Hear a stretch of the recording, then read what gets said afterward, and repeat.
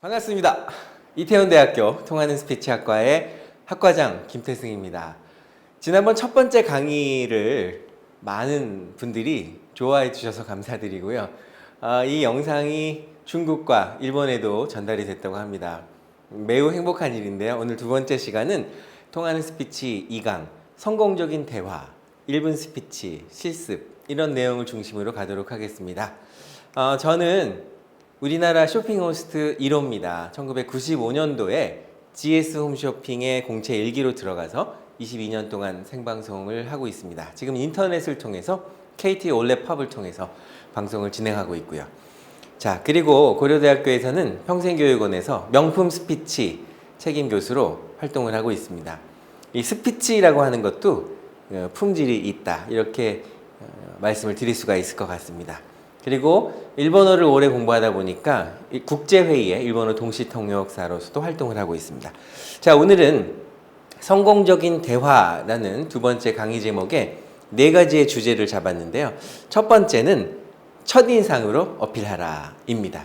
우리가 처음 사람을 만나게 되면 한 3초에서 15초 이내에 그 사람과 친하고 싶다 혹은 친하고 싶지 않다 이런 느낌을 갖게 된다고 하는데요. 그만큼 첫인상이 중요합니다. 두 번째는 칭찬 그리고 아부, 이것은 금방 구별이 되죠. 그래서 칭찬과 아부를 구별하는 법에 대한 이야기. 세 번째는 입장을 바꿔 생각하라. 그리고 네 번째는 누구나 다 사람은 강점도 있고 약점도 있습니다. 그러나 자신의 결점을 설득에 활용하라, 이런 제목으로도 네 가지의 큰 학습 주제를 놓고 강의를 시작하도록 하겠습니다. 자, 우선 강의를 시작하기 전에 여러분 그 백거이라는 분 아실 거예요. 중국의 아주 유명한 그런 시인이었는데 백거이의 대주편에 보면 이런 글이 나옵니다. 와우 각상 쟁하사 석화 광중 기차신 수부수빈 차활락 불구개소 시치인이라, 이런 뜻입니다. 하나씩 내용을 살펴보면 이렇습니다. 와우 각상 쟁하사라고 하는 것은요, 와우는 달팽이 와자입니다. 달팽이 그 뿔 위에서 다투는 것이 웬 말이냐. 그 다음에 석화강중 기차신이라고 하는 것은 부싯돌 아시죠? 부싯돌이 이렇게 탁 부딪히면 불이 반짝합니다. 그 불이 반짝하는 그 순간이 우리의 인생이다라는 거죠. 그리고 수부수빈 차활락이라고 하는 것은 부유한데도 처하고 또 가난한데도 처하고 이런 것이 인생이다, 이런 뜻입니다. 그리고 불구개소 시치인이란 말은 입을 열어서 웃지 않으면 어리석은 사람이다, 이런 뜻입니다. 요즘에 많이 다투고 또 싸우고 상대방을 이해하지 못하고 이런 일들이 많이 벌어지는데요. 이 백거이의 대주라는 이 한 편의 시를 보면서 우리들이 조금 더 마음의 여유를 갖고 이렇게 생활할 수 있으면 더 좋겠다. 그렇게 되면 우리의 대화가 좀 더 통하지 않을까, 이런 생각에서 전해드렸습니다. 이렇게 한 시 한 구 정도를 외워두시면 우리가 대화하실 때도 큰 도움이 되겠다라는 생각을 해봅니다. 자, 첫 번째 첫인상에서 중요한 것은 무엇인가? 인사입니다. 인사는 상대방의 마음을 편안하게 하고 특히 상대방의 눈을 바라보면서 하는 눈인사, 또 안녕하십니까? 라고 편안한 마음으로 인사를 하게 되면 서로가 좋은 관계를 만드는 첫걸음이 되기도 하고요. 또 새로운 사람을 알고 사귀는 데 있어서 능동적인 작용을 하게 됩니다. 제 초등학교 때 일인데요. 초등학교 때 선생님만 만나면 선생님 안녕? 선생님 안녕? 이렇게 인사를 했다고 합니다. 너 아까 인사했잖아. 그러면 선생님 또 그래도 안녕? 이렇게 인사를 해서 선생님 안녕으로 소문이 났었는데요. 그게 어떻게 보면 몸에 습관이 되어 있는지도 모르겠습니다. 그 사람과 친해지려면 인사를 주고받는 그 매너가 좋아야 된다라는 거죠. 이 매너라고 하는 것은 영어긴 하지만 이 매너가 하루아침에 나의 몸에 이렇게 습관이 되는 것은 아닙니다. 오랫동안 반복하고 훈련하면서 자연스럽게 내 몸에 그렇게 스며들게 되는 거죠. 그래서 그 사람과 친해지려면 아까 말씀드린 것처럼 인사를 주고받는 매너가 좋아야 하고, 그것이 첫인상과 또 우리가 원하는 성공적인 화술에 직결되는 그런 이야기가 됩니다. 자, 그리고 나서 우리가 많은 분들이 목소리에 대한 이야기를 하는데요. 목소리는 매우 중요합니다. 그러면 좋은 목소리에는 어떤 요소들이 있을까 이런 생각을 해보는데요. 첫 번째는 호흡입니다. 우리가 숨을 쉬는 거죠. 그러니까 들이마시는 들숨, 이렇게 내쉬는 날숨 이런 게 있습니다. 이런 심호흡을 통해서 목소리 조절을 할 수가 있습니다. 특히 이 심호흡을 3초 하나 둘 셋, 하나 둘 셋, 하나 둘 셋, 하나 둘 셋 이런 식으로 합니다. 3초라는 것은 어떻게 보면 상당히 짧은 시간이기도 한데요. 옛말에 그런 말이 있습니다. 화가 나는 그런 순간에 우리가 한 3초 정도만 인내를 하면 큰 화도 면할 수 있다 이런 얘기인데요. 바꿔 말하면 참을 인자 아시죠? 예, 참을 인자 이렇게 쓰는 참을 인자가 3개면 살인도 면한다 이런 말이 있습니다. 그만큼 호흡이 매우 목소리에서도 중요하고요. 어떤 마음의 상태를 조절하는 곳에서도 매우 중요합니다.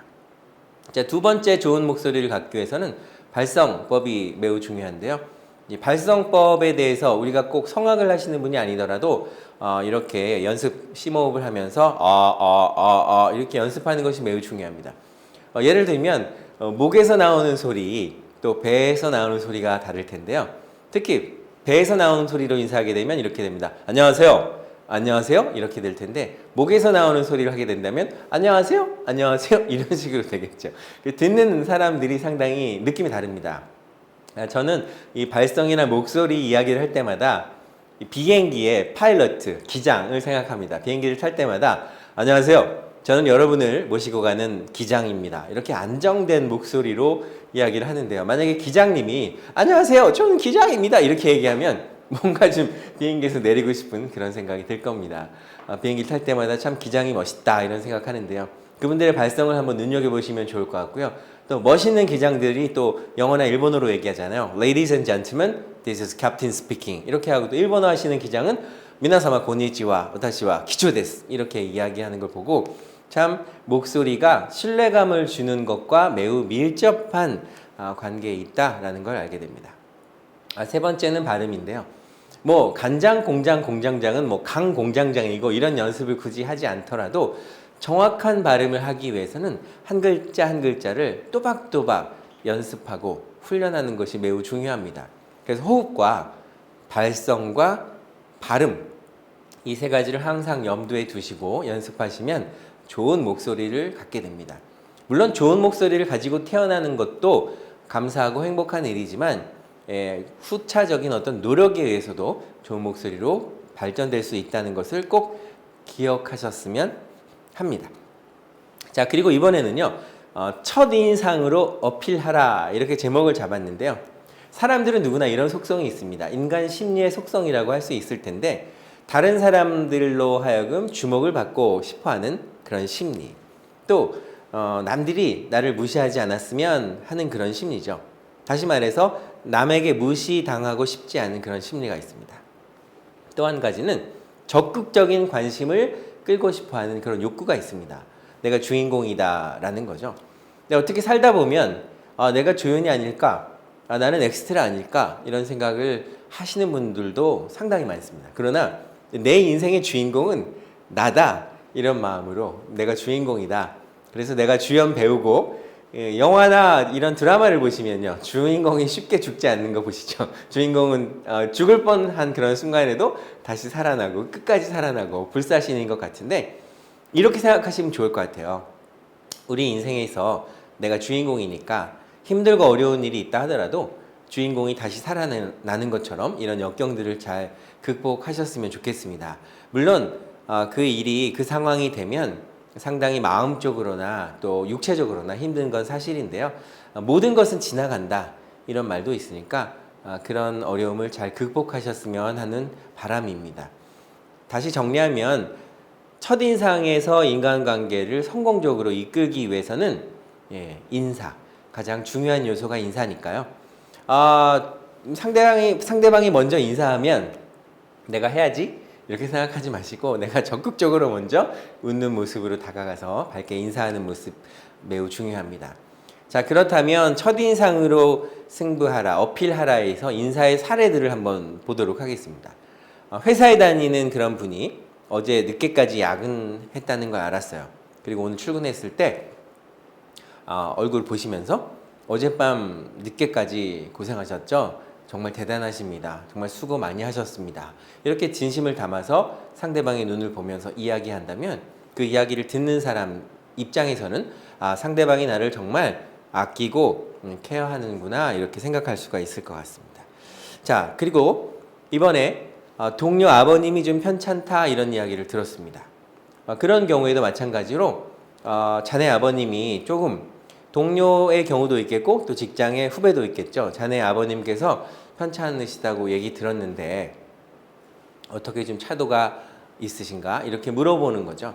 당신의 아버지에 대해서도 내가 작은 관심을 갖고 있다라는 것을 표현한 겁니다. 또 후배의 그 직원들이 맞선을 봤어요. 맞선을 봤으면 또 궁금하잖아요. 언제쯤 결혼할까 이런 거 궁금할 텐데 맞선 본 기분은 어떤가 이렇게 물어볼 수도 있겠죠. 결혼은 또 언제쯤 계획하고 있는가 이런 얘기를 물어보는 겁니다. 또 최근에 골프를 시작한 친구가 있다면 골프 요즘에 어때? 계속 하고 있나? 잘 되나? 이렇게 물어보는 거죠. 또 요즘에 좋은 일이 생겨서 싱글벙글 하는 친구가 있다면 아주 기분이 좋아 보이는데 무슨 즐거운 일이라도 생겼나? 이렇게 물어보는 겁니다. 이렇게 작은 마음을 가진 따뜻한 관심을 표현한다면 상대방이 감동을 받게 되고요. 두 사이의 인간관계는 매우 좋아진다. 이렇게 볼 수 있습니다. 자, 계속해서 좋은 인간관계에 있어서 우리가 뭐 화려한 화술이나 또 미사여구가 가지고 상대방과의 관계가 좋아지는 것은 아닙니다. 이 좋은 인간관계라고 하는 것은 진실과 믿음이 바탕이 되어 있을 때 이루어질 수 있고요. 그 관계가 오히려 계속됩니다. 우리가 보통 악수를 할 때요. 이렇게 서로의 손을 잡고 하는 그런 악수가 있는데 서로의 손목을 이렇게 잡아주는 악수가 또 있습니다. 신뢰의 악수다. 저는 표현하는데요. 이렇게 악수를 하고 손목을 잡는 악수를 하고 이렇게 말하는 겁니다. 당신이 나의 손을 놓을지라도 나는 당신의 손을 놓지 않겠습니다. 라는 거죠. 우리가 인명 구조할 때 손목을 잡고 끌어들이는 그런 방식을 취하는데요. 뭔가 상대방을 끝까지 놓지 않고 함께 가겠다는 의지를 가진 그런 것이 매우 중요하지 않을까 생각합니다. 자, 다시 정리하면 인간관계를 맺는 첫걸음은 인사라고 기억해 주시고요. 이 인사에는 진실한 마음과 또 상대방을 아끼는 배려하는 마음을 충분히 담은 그런 인사. 그리고 미인 대칭이란 말 많이 들어보셨을 거예요. 미인 대칭. 미인이 서로 마주본다 이런 뜻이 아니고요. 미소로 인사하고 대화로 칭찬한다 이런 뜻입니다. 미소로 인사하고 웃는 낯에 침 뱉으랴 이런 말이 있다고 여러분 기억하시죠? 네, 그래서 미소로 인사하고 대화로 칭찬하는 겁니다. 자, 이렇게 상대방을 이렇게 너는 왜 그 모양이야? 그거밖에 안 돼? 왜 그래? 이렇게 표현하는 것보다는 엄지손가락으로 항상 잘했어. 정말 잘했어. 너야말로 그렇게 한 거야. 나는 너를 믿어. 이렇게 엄지로 교육하는 것이 훨씬 더 그 결과면에서는 좋다. 이런 데이터도 많이 나와 있습니다. 그래서 왜 그 모양이야 하기보다는 정말 잘했어. 이런 칭찬할 수 있는 우리들이 됐으면 하는 바람입니다. 첫인상에서 강력한 인상을 남기기 위해서는 똑같이 인사하는 것보다는 나만의 어떤 독특한 인사말을 준비해 두는 것도 좋은 방법이다라고 생각합니다. 예를 들면 이런 거죠. 나라는 사람을 기억하게 하기 위해서 저는 매일매일 행복한 일만 생각하는 그런 남자, 행복을 주는 남자 김태승입니다.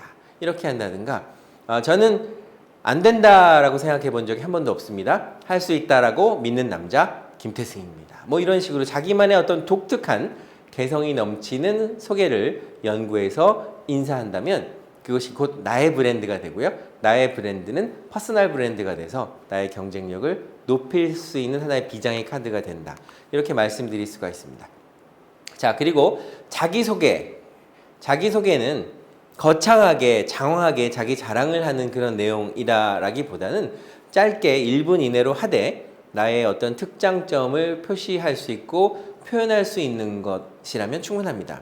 예를 들면 여러분 안녕하십니까? 제 이름은 김태승입니다. 나이는 27살, 취미는 남의 취미를 알아내는 겁니다. 그리고 한 가지 덧붙인다면 저는 대단히 긍정적인 사람입니다. 이렇게 얘기하면 저 사람은 남의 취미를 알아내는 취미를 가졌고 또 긍정적인 사람이야 이렇게 생각할 수 있겠죠. 나만의 소개법에 대한 연구를 해보시는 것도 좋을 것 같습니다. 자, 그렇다면 우리가 자기소개를 왜 하는 걸까요? 네, 상대방이 나를 기억했으면 좋겠다라는 바람을 가지고 하는 겁니다. 그러니까 직업을 얘기해주면 좋겠죠? 그리고 출신지도 얘기하고요. 취미도 이야기하고 어떤 책을 좋아한다라는 독서 경향이라든가 나만의 자기의 개성을 강조하는 것도 중요합니다. 여기에 간단한 형용사를 하나 붙인다면 뭐 색깔을 들어서 열정적인 사람이라든가 또 냉정한 사람이라든가 뭐 꿈이 많은 사람이라든가 이런 형용사를 하나 붙이는 것만으로 상대방에게 신뢰감을 줄 수 있다. 이렇게 볼 수가 있습니다.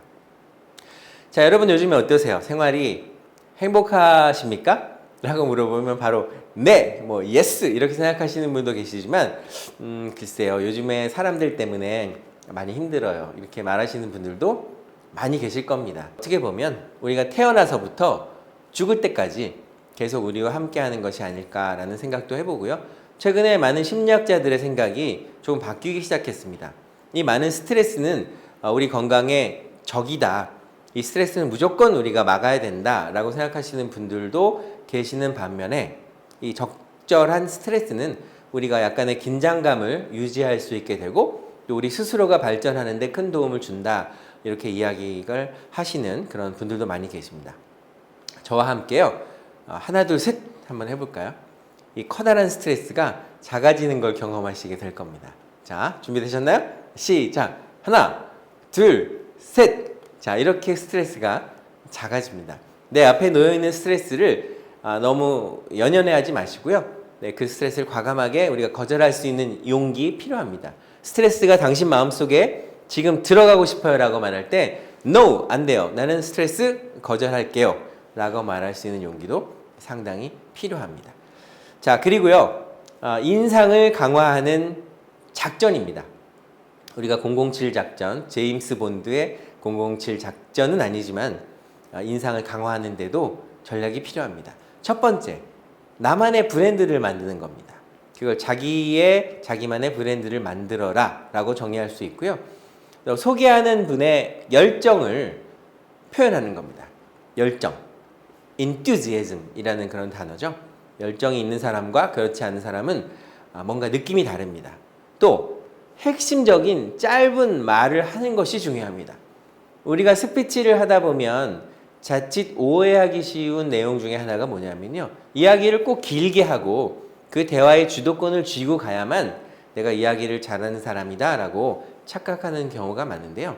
네, 이야기는 짧으면 짧을수록 간결하면 간결할수록 상대방의 기억에 남습니다. 어떤 핵심적인 말을 하는가라는 것은 내가 그만큼 생각을 많이 하고 준비를 많이 해야만 간결한 이야기를 할 수 있다라는 걸 기억하시면 좋을 것 같습니다.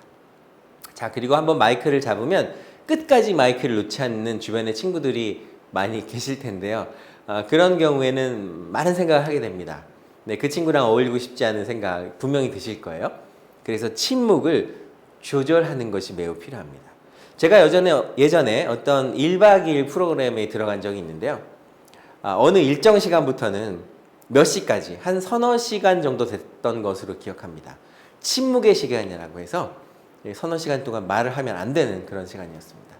오히려 말을 하지 않는 침묵을 조절하는 그런 훈련을 통해서 우리가 말에 대한 어떤 소중함, 또 스피치에 대한 어떤 그 기술에 대한 내용도 많이 경험을 하게 됐습니다. 그래서 저도 이 와우 힐링 캠프라는 것을 한 7년 동안 진행해 오면서 그 시간 중에 이 침묵의 시간을 한 10분 정도 넣습니다. 산책을 하면서 지금부터는 이야기를 하지 않도록 합니다 라는 사인과 함께 한 10분 정도 이야기하지 않고 올라가는 그 침묵의 시간을 통해서 걸어가면서 우리는 의외로 많은 소리를 듣게 되는데요. 지저귀는 새소리, 그리고 흘러가는 물소리를 들으면서 이 자연이 우리에게 뭐라고 얘기하는가 이런 얘기를 듣게 되기도 합니다. 침묵의 시간 매우 중요하고요. 또 이 언어의 순서를 역전시켜라 라는 이야기를 합니다. 이 말은 무슨 말이냐면 이야기를 하다 보면 뭔가 상대방이 그 기대하고 있는 내용들이 있잖아요. 그런 기대하는 내용과 또 반대되는 얘기를 했을 때 반전이라는 표현을 쓰는데 그럴 때는 또 웃음이 빵빵 터지기도 합니다. 그리고 우리가 좋은 이야기, 감동을 주는 이야기를 듣게 되면 그것이 좀 오래 남습니다.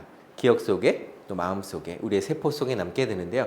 그걸 심리학적 용어로 잔존 효과라는 표현을 씁니다. 남아있다 이런 뜻이죠. 남아있는 감동이 오래 지속된다 이런 뜻인데요. 잔존 효과를 줄 수 있는 어떤 임팩트가 있는 이야기를 하는 것, 이것도 매우 중요합니다. 그리고 또 하나, 사람들은 나의 이야기를 하기를 참 좋아하죠.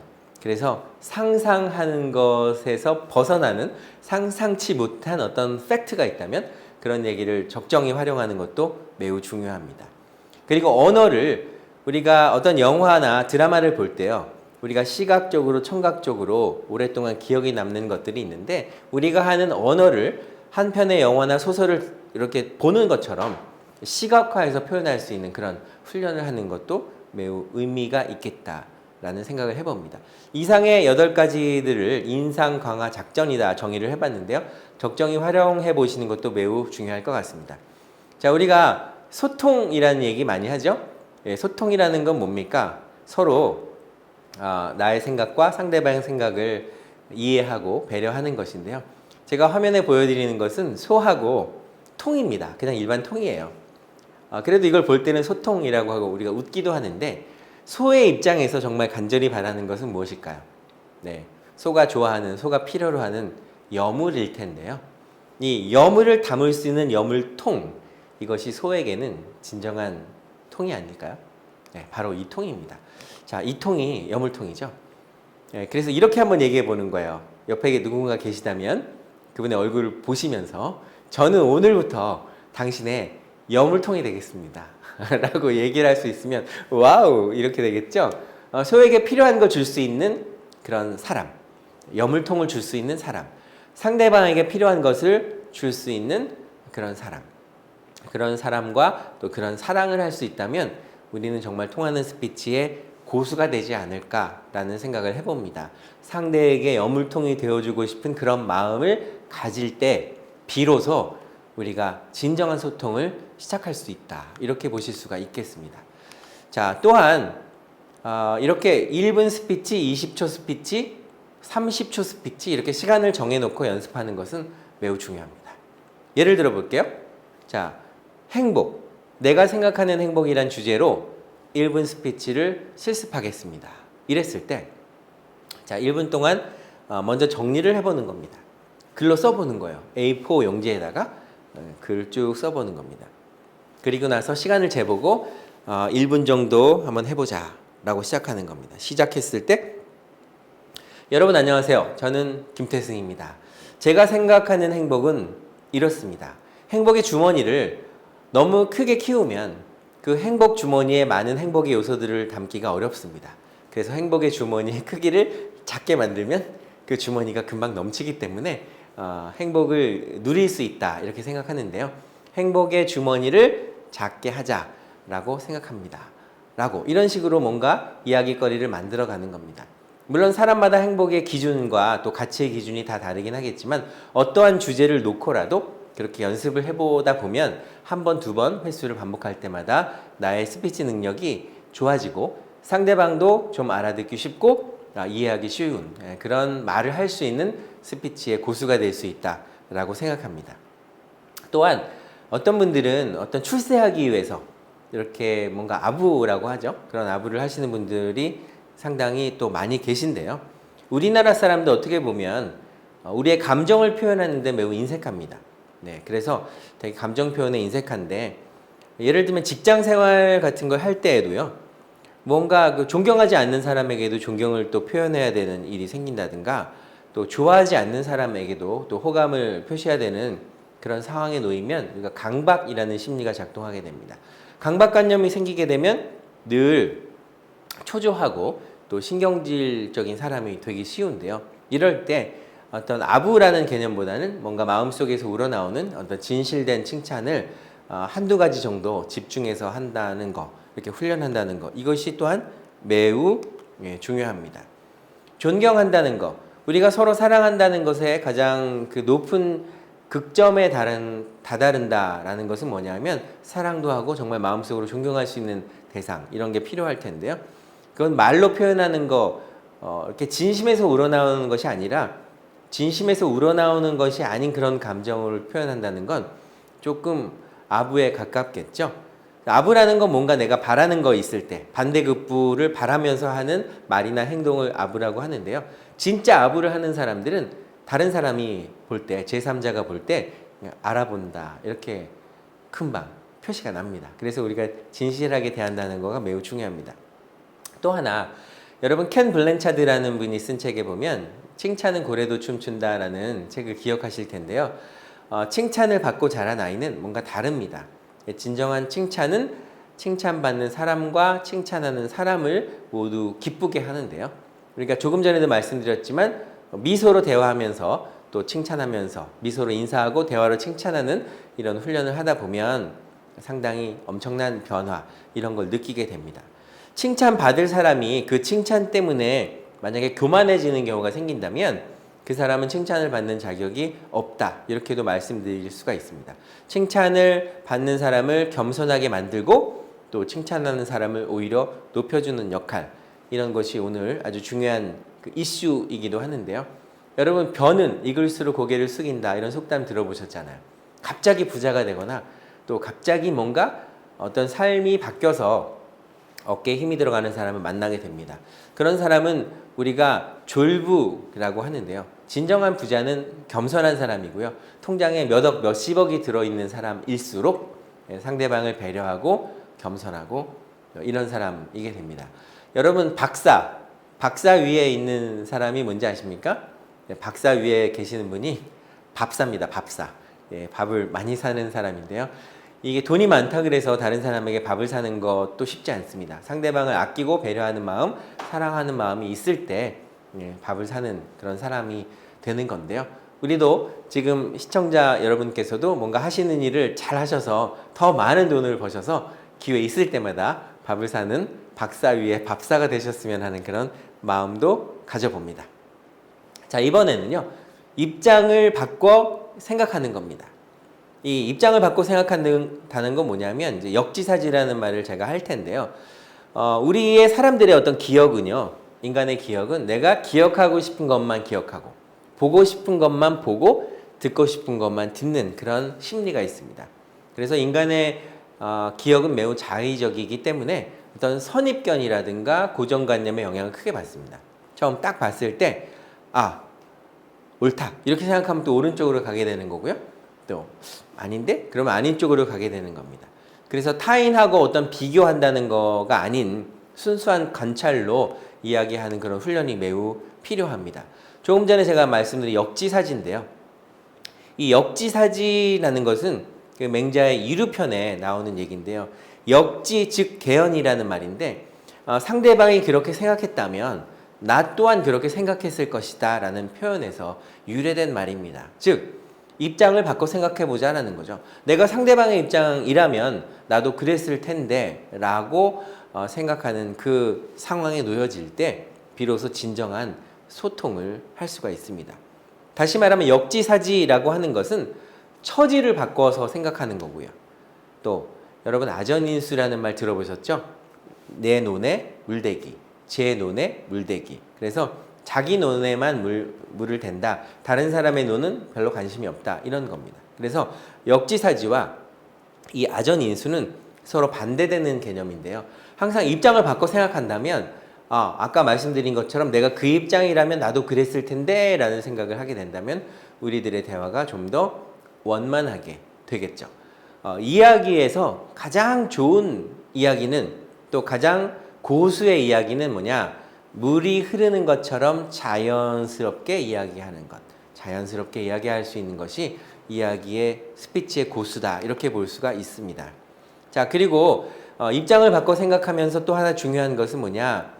상대방을 어떤 설득해야 되는 그런 상황이 있을 겁니다. 그래서 어떤 상대방의 이해와 또 협력의 심리를 바탕으로 하는 설득은 실패할 확률이 매우 낮게 되는 거죠. 그래서 너무 어떤 강박이나 너무 급하게 하는 그런 것이 아니라 상대방과의 어떤 기본적인 신뢰관계를 쌓아가는 데는 시간이 필요합니다. 그래서 친구와 포도주는 오래일수록 좋다 이런 속담도 있는데요. 너무 이렇게 짧은 마음이 아니라 멀리 보는 그런 마음으로 상대방과 작은 것 하나하나에서부터 어떤 신뢰감을 쌓아간다면 우리가 좋은 인간관계 또 좋은 소통을 할 수 있지 않을까라는 생각을 합니다. 우리 사람들은요, 우리 인간은 다른 사람의 입장을 이해하고 또 협력하려는 욕망이 강합니다. 그래서 항상 서로에게 뭔가 도움을 줄 수 있는 그런 마음, 이런 걸 가지고 가는 것이 중요하겠죠. 네. 또한 상대방을 자기 입장에 서게 한다는 것은 쉬운 일은 아닙니다. 심리적인 역할을 바꾼다라고 그런 말에 또 해당되기도 하는데요. 네. 즉, 내가 아닌 다른 사람으로 하여금 내 자신의 상황을 보다 확실하게 이해할 수 있도록 이렇게 만들어주는 거죠. 특히 우리가 이제 배가 고프게 되면 마음적으로 좀 여유가 없어집니다. 그래서 좋은 대화를 할 때는 좀 이렇게 맛있는 식사를 하면서 이렇게 허기를 채워가게 되면 또한 마음에 여유가 생기니까 중요한 말을 할 때는 좋은 곳에 가서 또 맛있는 식사를 서로 하면서 대화를 하는 것도 심리적으로 많은 도움을 준다. 이렇게 말씀을 드릴 수가 있습니다. 요즘에 많은 분들이 콜라보레이션이라는 말을 이야기합니다. 콜라보라는 것은 서로 협력을 한다는 것이고요. 협업을 한다는 거죠. 협업. 혼자 하는 일이 아니라 함께 협동해서 일을 진행해 나가는 것을 콜라보레이션, 협업이라고 하는데요. 그것이 하나의 협업을 통해서 뭔가 일을 만들어 가다 보면 나 혼자 갖고 있는 어떤 강점 이런 것보다는 여러 명의 강점을 모아서 그것을 서로 도우면서 일을 하게 되면 이제 시너지 이펙트라고 하는 것이 상생 효과가 나옵니다. 상승하기도 하고요. 그래서 많은 분들이 요즘에 콜라보에 대한 이야기를 하는데 협력의 미덕이라는 것은 다시 말하면 나를 헌신하는 겁니다. 네, 자기 헌신을 상대방에게 경험하게 되는 겁니다. 여러분, 아낌없이 주는 나무라는 책을 기억하실 겁니다. 주고 또 주고 별로 남은 게 없는데도 끝까지 다 주고 싶은 그런 심리인 거죠. 그래서 우리가 give and take라는 말을 하지만 take라는 말은 받는 거잖아요. 받는 걸 기대하면서 뭔가 준다는 것은 또 소통에서 또 마음이 이렇게 들여다 보이는 일이기 때문에 그 받을 것을 기대한다라기보다는 내가 그냥 끊임없이 줄 수 있는 그런 사람이 될 수 있도록 노력한다면 더 행복하겠다라는 생각을 해봅니다. give and give, 이런 마음으로 우리가 살아갈 수 있으면 참 좋겠습니다. 자, 이번에는요, 두 번째 강의를 하면서 아주 중요한 내용 몇 가지를 알려드릴 텐데, 그릿이란 말 들어보셨나요? 그릿. 영어로 GRIT의 약자입니다. 첫 번째 G는 Growth Mindset라고 정의를 합니다. 우리말로 하면 능력, 성장, 믿음, 이렇게 볼 수 있어요. 우리의 능력은 어떤 노력이나 열정에 따라서 점점 좋아질 수 있다라고 믿는 믿음이 능력, 성장, 믿음입니다. Growth Mindset라고 하는데요. 이 반대 개념은 뭐냐? 나는 그냥 이렇게 살래. 내가 뭐 노력해도 뭐 좋아지겠어? 나의 능력이 뭐 변하겠어? 능력이 변하지 않는다고 믿는 능력 불변 믿음에 반대되는 것이 바로 능력 성장 믿음입니다. Growth Mindset 기억해 주시고요. 두 번째는 회복 탄력성입니다. 영어로는 resilience라고 하는데요. 우리 몸에도 근육이 있지만 우리 마음에도 근육이 있기 때문에 우리 마음의 근육을 탄탄하게 해서 어려운 일이 생겼을 때 그 어려움을 포기하지 않고 극복할 수 있는 힘, 이것이 resilience라고 합니다. 그래서 그릿에서 GR이고요. 그 다음에 I, 이 부분은 intrinsic motivation, 그래서 내재적인 동기라고 말합니다.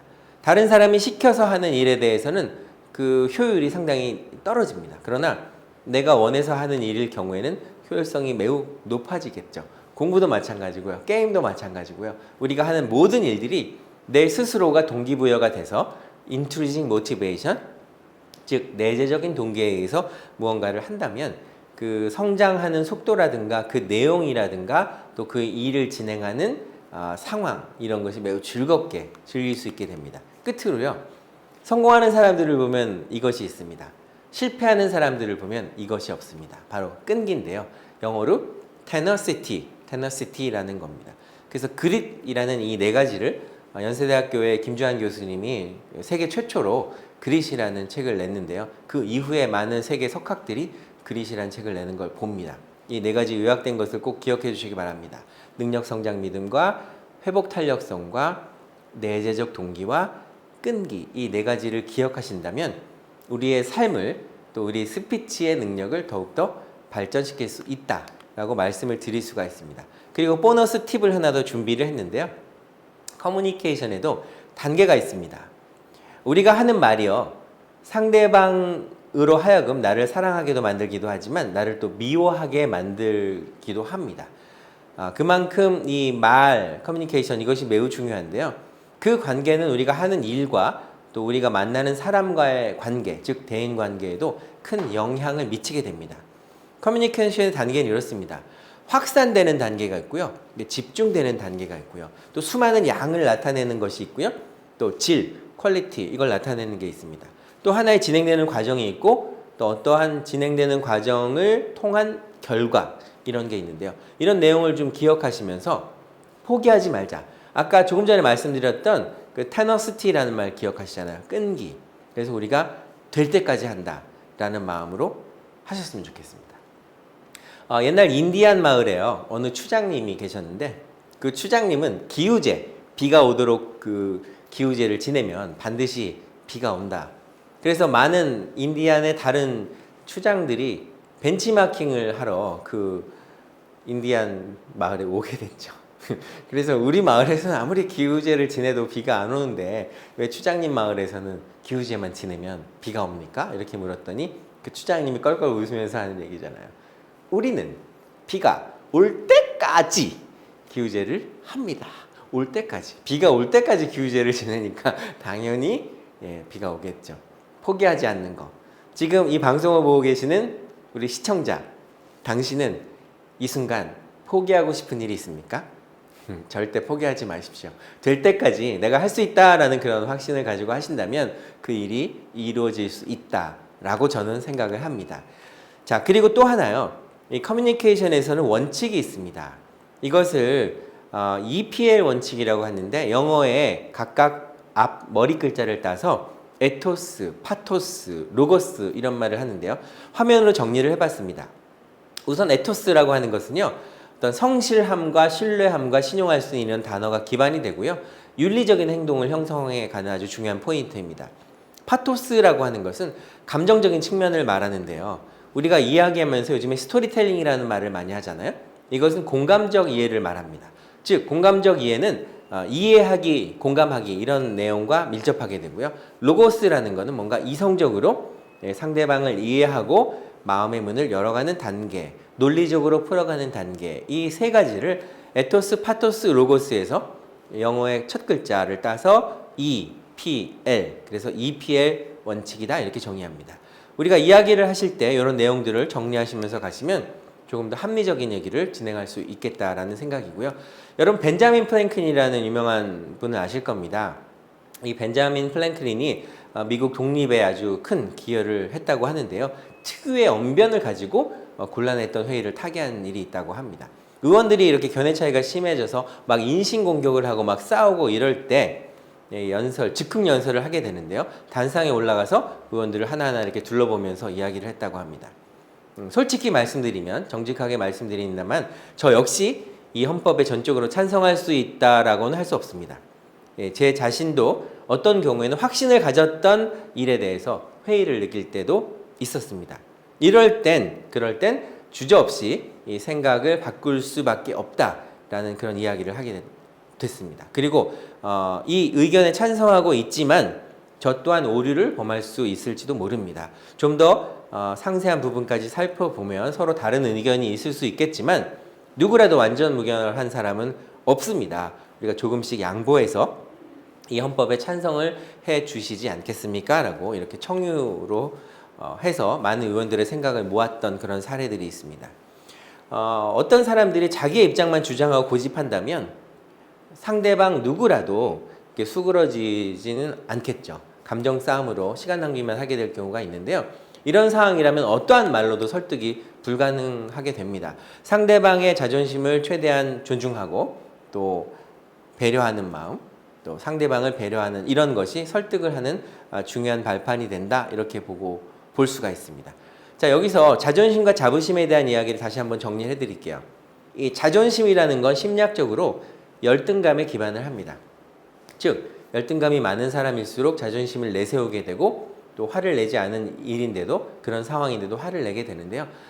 자존심에 대한 개념이 다시 말씀드려서 열등감에 기반한다는 것을 기억하시고요. 자부심이라는 건 긍정심리에 기반한다. 이렇게 이해하시면 될 것 같습니다.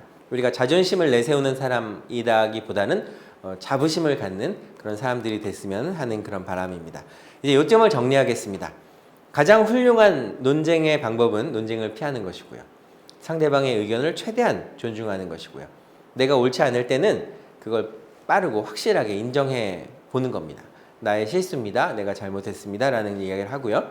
너무 서두르지 말고 순리적으로 차근차근 이야기하고요. 상대방이 네 라고 편안하게 대답을 할 수 있는 그런 문제를 화두로 삼는 겁니다. 그리고 내가 이야기를 한 20 정도 하고요. 상대방이 80 정도 할 수 있을 때 내가 그 이야기를 주도해가는 리더가 될 수 있습니다. 질문을 많이 하시고요. 상대방이 마음껏 이야기할 수 있는 분위기를 만들어 주시면 좋을 것 같습니다. 그 의견이 자신에게서 나온 것처럼 상대방이 느끼게 해주고요. 또 진심으로 상대방의 입장에서 역지사지로 관찰하는 것, 그리고 상대방의 생각과 상대방이 바라는 것을 이해하고요. 또 상대방의 어떤 숭고한 동기에 호소하는 겁니다. 또 경쟁 심리나 도전 욕구를 자극해 가면서 가는 것 매우 중요합니다. 오늘 두 번째 강연을 통해서 정리를 해보겠습니다. 3살 버릇 80까지 간다 이런 말 들어보셨잖아요. 그리고 습관은 제2의 천성이다. Habit is second nature 이런 말 들어보셨잖아요. 그래서 중요한 건 언어도 습관입니다. 그래서 우리가 좋은 언어 습관을 갖기 위해서 훈련하는 것이 매우 중요합니다. 그래서 이런 말을 제가 생각을 해봤는데요.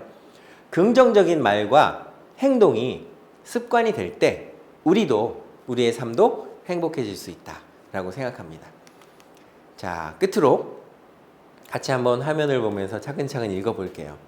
당신이 되고 싶은 사람이 되기 위해서는 하고 싶지 않은 일을 해야 하고 듣고 싶지 않은 말을 들어야 하고 만나고 싶지 않은 사람을 만나야 한다. 원치 않는 일을 하지 않고 진정 원하는 일을 하는 사람은 없다. 세상은 우리가 원하는 대로만큼은 다 되질 않습니다. 때로는 하기 싫은 일도 해야 될 때도 있고요. 만나고 싶지 않은 사람을 만나야 될 때도 있는데 이럴 때에도 그럼에도 불구하고 역지사지해서 상대방을 배려하고 이해하는 그런 사람이 됐으면 좋겠습니다. 지금까지 이태원대학교 통하는 스피치 2강 경청해 주셔서 감사드리고요. 다음 3강에서도 더욱더 신나고 행복한 모습으로 만났으면 좋겠습니다. 이태원대학교 통하는 스피치 학과장 김태승이었습니다. 고맙습니다. 사인은 V.